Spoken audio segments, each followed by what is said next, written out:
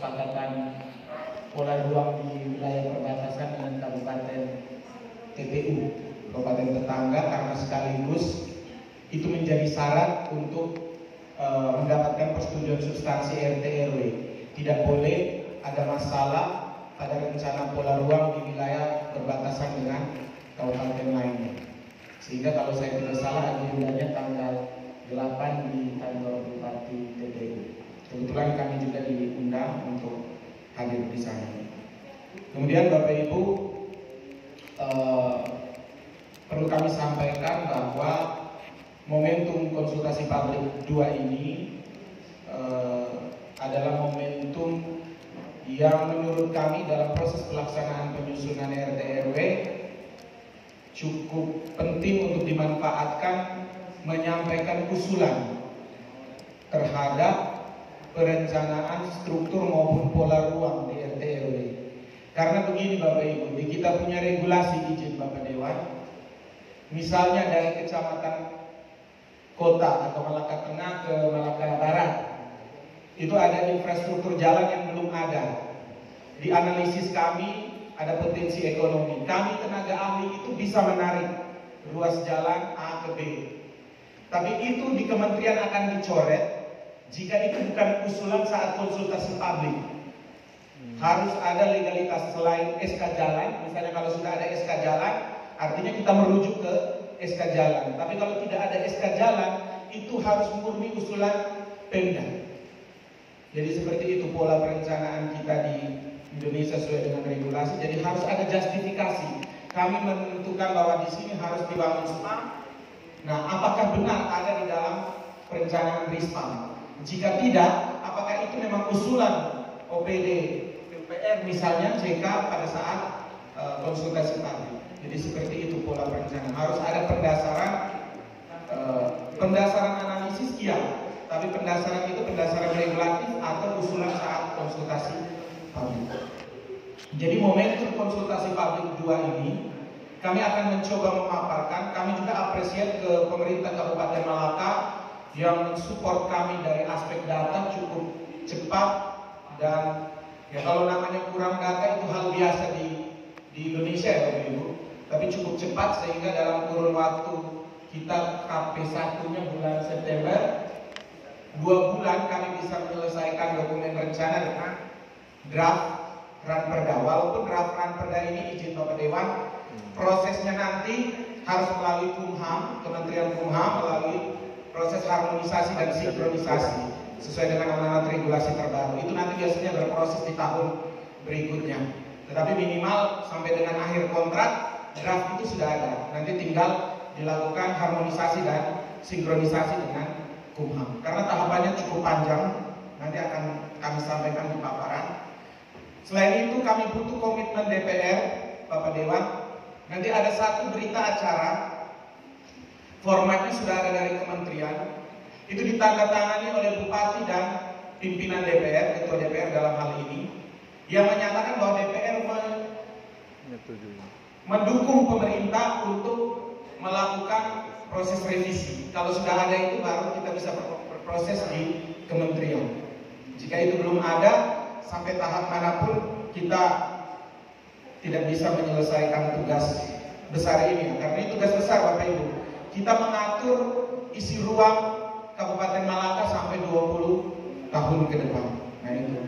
Kemudian mohon izin Bapak Ibu, jika dalam 2 hari terakhir ini yang dibagikan oleh teman-teman di BP4D itu materi paparan ini, tapi sebenarnya materi paparan ini adalah poin-poin dari ranperda ini. Jadi kalau Bapak Ibu lihat di sini ada misalnya slide beberapa itu kita tulis ada di pasal sekian. Jadi kita mencoba membuat lebih sederhana, lebih mudah untuk dipahami oleh Bapak Ibu. Karena kalau baca ranperda ini juga takutnya, tapi ranperda yang dibagikan kami harapkan jika pada kesempatan ini belum selesai dikoreksi, bisa dikoreksi dan disampaikan melalui BP4D. Karena prosesnya masih cukup panjang Bapak Dewan. Kita setelah ini ada pembahasan dengan teman-teman di provinsi dulu, itu dihadiri semua OPD di provinsi. Kemudian ketika di provinsi sudah final, baru kita berproses lagi di kementerian. Di kementerian itu biasanya 3 sampai 4 kali. Yang pertama praklinik, kemudian klinik, pembahasan lintas sektor. Pembahasan lintas sektor ini nanti yang hadir wakil bupati yang akan presentasi di depan semua kementerian lembaga. Kemudian nanti pasca linsek ada koreksi lagi dalam 2 minggu kita dikasih waktu. Baru nanti akan dikeluarkan persetujuan substansi, dikembalikan. DPR hanya sesuai dengan regulasi, nanti DPR diberi waktu 10 hari untuk pembahasan. Makanya kenapa di konsultasi publik kita sudah minta menghadirkan teman-teman dari DPR, karena pasca Persub keluar sesuai dengan undang-undang setelah perubahan undang-undang Cipta Kerja itu 10 hari diberi waktu untuk pembahasan. Jika dalam kurun waktu itu, jadi pasca Persub kita hanya diberi waktu 2 bulan untuk menetapkan perda perubahan. Jika tidak ditetapkan, itu sudah ada kasusnya Bapak Dewan. Kami kemarin bertemu dengan teman-teman dari kementerian di Binda 2 itu di Sulawesi, itu ada kabupaten yang setelah Persub keluar dari menteri, dalam 2 bulan mereka tidak tetapkan menjadi perda, diambil alih oleh kementerian. Mereka tidak bisa menetapkan perda. Kemudian bupatinya mengajukan banding. Nah, banding itu diakomodir, tapi mereka harus berproses ulang dari awal. Nah, itu yang dihindari supaya tidak terjadi di kita. Sehingga saya perlu menyampaikan lebih awal terkait dengan proses ini. Jadi memang argo kita itu akan dihitung pasca penetapan persetujuan substansi menteri hanya 2 bulan. Nah, dalam kurun waktu 2 bulan itu ada 10 hari ruang dipakai untuk pembahasan di DPR. Itu waktunya sudah diatur di dalam amanat undang-undang. Jadi seperti itu. Latar belakang penyusunan revisi RT/RW kabupaten. Jadi Kabupaten Malaka sudah punya. Kabupaten Malaka kalau kami lihat dari tren Bapak Ibu, ini termasuk kabupaten pertama di NTT yang konsisten dengan regulasi. Dia disusun 2017, 5 tahun pas dia melakukan peninjauan kembali, ya izinnya itu kami. Kalau kabupaten lain itu di atas hampir 10 tahun, 7 tahun. Kita yang paling konsisten dengan waktu, sehingga kemarin waktu Bupati bersurat ke Menteri bulan Juli, bulan Agustus itu langsung dibalas oleh Menteri rekomendasi. Jadi kita sudah punya rekomendasi peninjauan kembali yang tertuang di dalam surat Menteri Agraria dan Tata Ruang. Ini suratnya. Jadi ini adalah surat rekomendasi peninjauan kembali revisi RT/RW, perda revisi RT/RW Kabupaten Malaka. Jadi memang kalau dulu peninjauan kembali itu melalui keputusan bupati setelah bupati menunjuk tim PK untuk melakukan evaluasi kuantitatif untuk melihat deviasi ruang dalam kurun waktu 5 tahun itu presentasinya berapa. Tapi sekarang sesudah ada undang-undang Cipta Kerja, menteri yang mengevaluasi berdasarkan usulan dari bupati. Nah, kita termasuk cepat Bapak Ibu, kalau saya tidak salah waktu itu surat bupatinya Juli, Agustusnya sudah dibalas oleh menteri sudah melakukan evaluasi dan Malaka dapat melakukan peninjauan kembali RT/RW. Jadi seperti itu. Nah, ini adalah nilai deviasi dari perda kita yang lama, Bapak Dewan. Jadi ada hitungan kuantitatif sehingga kenapa kita perlu direvisi itu bukan karena kita sudah 5 tahun kemudian kita melakukan revisi, tidak. Ada hitungan kuantitatif dari substansi muatan, kemudian dilakukan overlay terhadap peta citra, dilihat deviasi perubahan pemanfaatan ruang di Kabupaten Malaka. Kemudian ini adalah hasil peninjauan kembali. Bobot materi kita 69,0%.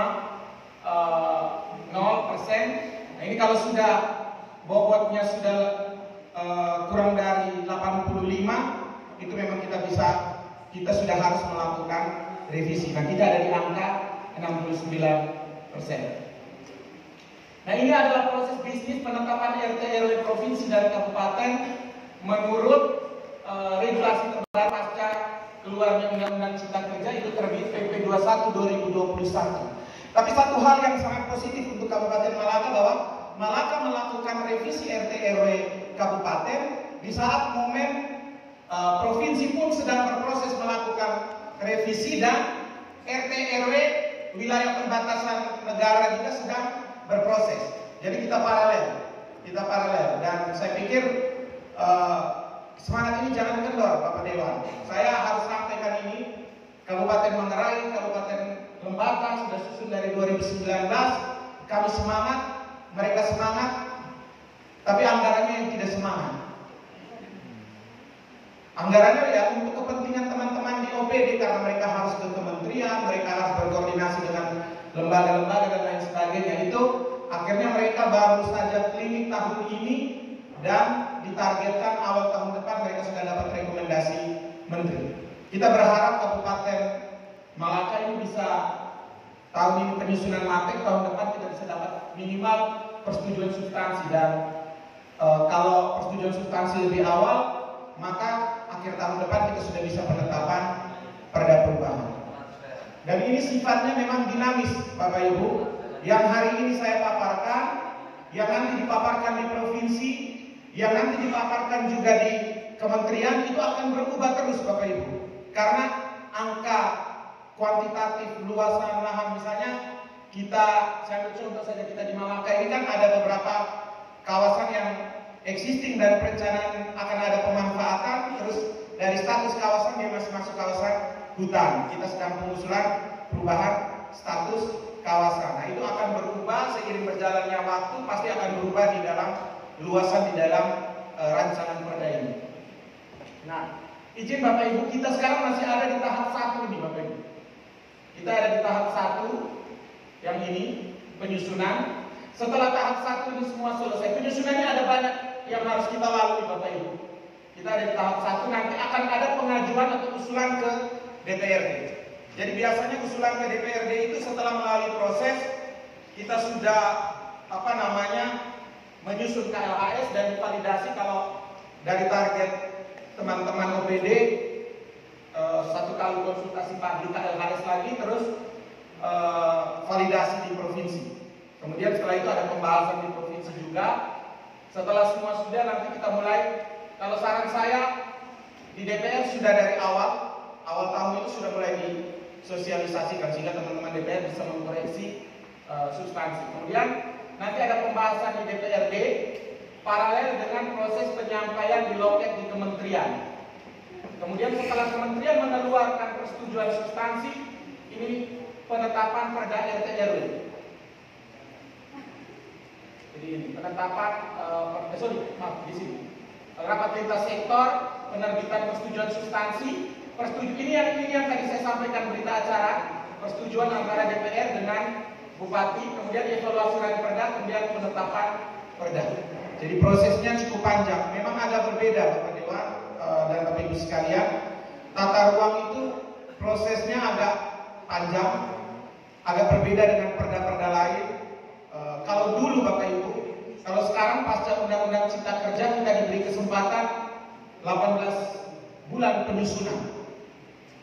Itu karena terlalu panjang, ada kabupaten bertahun-tahun tidak selesai-selesai. Akhirnya pasca Undang-Undang Cipta Kerja di PP 21 2021 kita ditekankan 18 bulan untuk menyelesaikan. Nah, ini adalah tujuan kenapa kita perlu menyusun RT RW kita, adalah melakukan revisi dalam upaya pengembangan wilayah dengan memperhatikan prinsip-prinsip pembangunan berkelanjutan dan mitigasi bencana. Ini tujuan pelaksanaan kegiatan, bukan tujuan kebijakan dan strategis di dalam RT RW. Karena perumusan tujuan di dalam RT RW ada prosesnya, ada tahapan, nanti saya sampaikan di slide berikutnya. Nah, Bapak Ibu, kita sudah melakukan konsultasi publik yang pertama. Ini pada tanggal 9 September kemarin, ini sudah ada konsep muatan awal. Kemudian hari ini ada kita konsultasi publik kedua.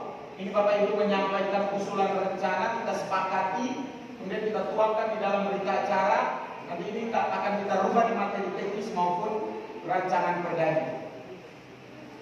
Nah, ini adalah potensi dan gambaran umum wilayah kita. Saya pikir saya tidak akan menyampaikan lebih rinci tentang ini karena Bapak Ibu lebih tahu. Jadi Bapak Ibu, seperti yang disampaikan oleh Pak Sek dari awal tadi, kami secara keahlian, kami punya sedikit kemampuan untuk menjustifikasi.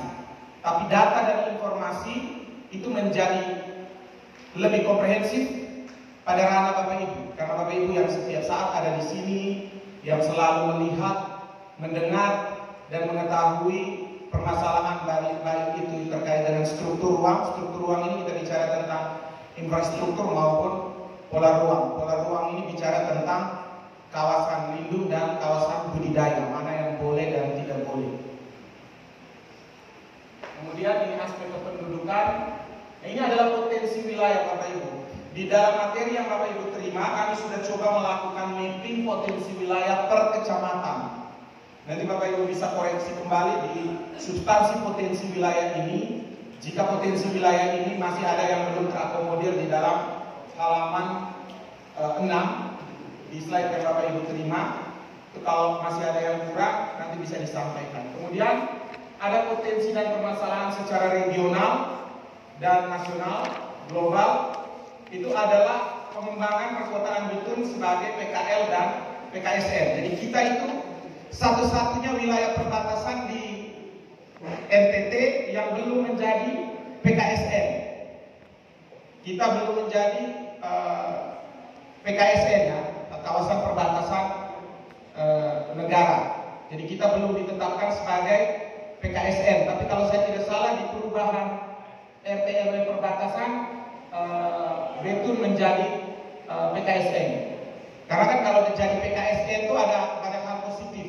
Salah satunya ada data khusus perbatasan, itu kita bisa terima. Yang selama ini yang terima hanya Belu dan TTU. Karena Atambua dan Keva itu masuk PKSN. Nah, di dalam RT RW perbatasan diusulkan. Kemudian RT RW provinsi, kebetulan izin Bapak Ibu, Bapak Dewan, saya sudah dua tahun terakhir ini ditunjuk jadi ketua tim ahli revisi RT RW provinsi NTT. Sehingga usulan PKSN itu sudah kami usulkan dari tahun kemarin saat kami melakukan praklinik di Lombok ya. Nah, ini kita sudah usulkan ke kementerian Betun menjadi PKSN, dan ternyata itu sinkron dengan perubahan RT RW perbatasan negara. Jadi semoga tidak bergeser lagi, nanti penetapan PKSN-nya akan keluar juga di revisi RT RW nasional. Di revisi RT RW provinsi juga akan disetujui, mudah-mudahan nanti kita sudah PKSN. Kemudian adanya potensi simpul transportasi darat dan laut, lintas wilayah dan lintas negara. Adanya potensi pengembangan energi listrik meliputi potensi listrik dan gardu induk di PLTD Betun dan PLTS Betun dan gardu induk di Malaka. Kemudian ada potensi di sektor pertanian pangan, hortikultura, perkebunan dan peternakan. Ada potensi perikanan tangkap dan perikanan budidaya, dan potensi infrastruktur perbatasan berupa jalan Sabuk Merah dan PLTN Motamasi. Kemudian ada permasalahan wilayah juga Bapak Ibu yang kita hadapi, bahwa dari hasil evaluasi Bapak Ibu terjadi simpangan pemanfaatan ruang di RT RW lama terhadap kondisi hari ini, kondisi existing. Itu permukiman yang berada di kawasan hutan lindung 49 hektar. Kemudian permukiman yang berada pada hutan produksi terbatas sekitar 30 hektar. Kemudian adanya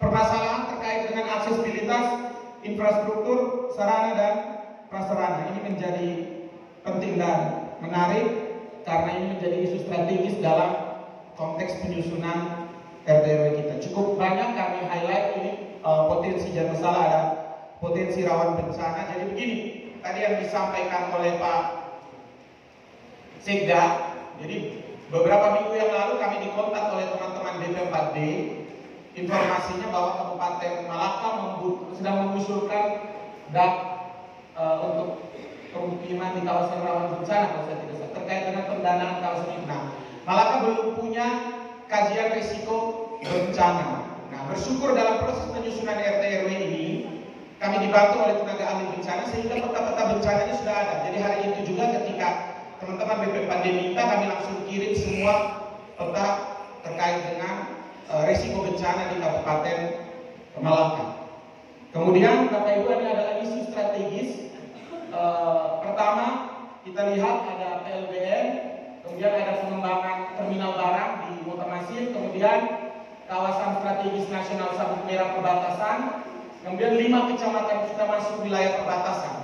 Jadi ini adalah isu strategis secara nasional. Kemudian isu strategis di level provinsi Bapak Ibu, itu kita masuk di kawasan pariwisata estate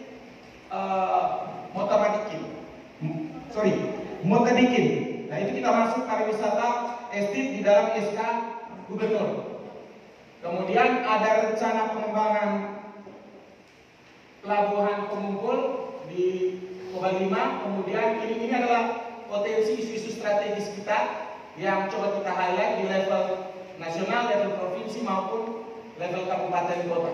Jadi ini Bapak Ibu cukup banyak. Ada kawasan cagar alam, ada kawasan pariwisata. Tapi terkait dengan kawasan cagar budaya, kelemahan di kita itu adalah kita belum punya SK Bupati penetapan kawasan cagar budaya. Kita dorong supaya dilakukan percepatan, Bupati menetapkan kawasan-kawasan adat, kawasan-kawasan yang punya nilai histori untuk menjadi kawasan cagar budaya.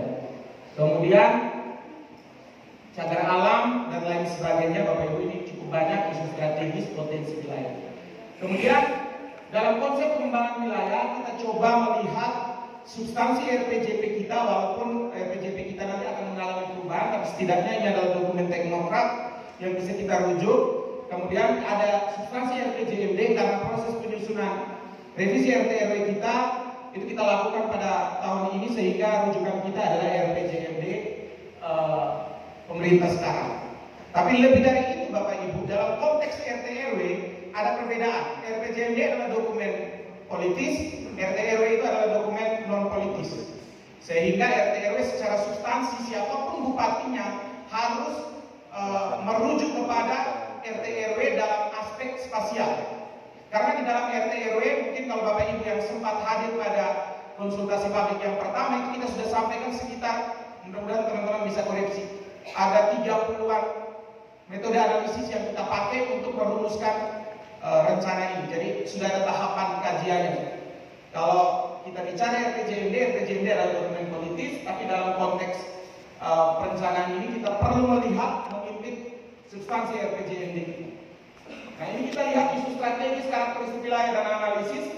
Kita merumuskan tujuan pengembangan wilayah dalam revisi RT/RW kita. Ini Bapak Ibu kalau mau koreksi bisa. Untuk sementara adalah terwujudnya Malaka sebagai kawasan perbatasan berbasis pertanian dan pesisir